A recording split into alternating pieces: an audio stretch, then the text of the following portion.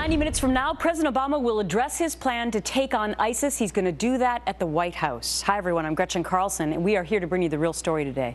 The president asking Congress for a 3-year authorization to fight the terror group around the globe, but lawmakers want him to clear up some wording in the resolution, especially over the use of ground troops. That there are politics at play, although it seems like both parties are ready to listen to what the president has to say about this. Well, on the other hand, though, Gretchen, leave it to this president to take the right thing. And it's interesting because one of the limitations in this authorization request says this: the authority granted in subsection A does not authorize the use of the United States Armed Forces in enduring offensive ground combat operations. You know what this tells me? That this is less a serious move by the commander-in-chief to actually fight and defeat this enemy.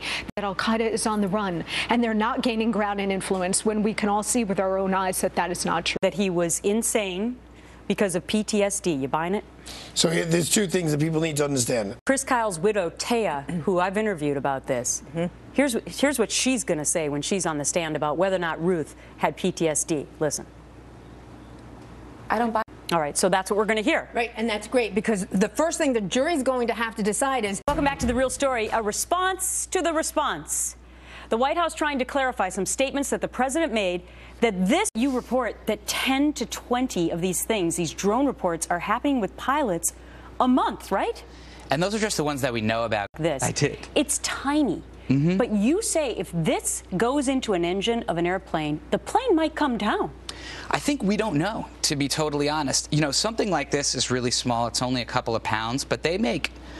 Well, thanks so much for being part of The Real Story today. I am Gretchen Carlson, and now we're going to head over to Shep Smith.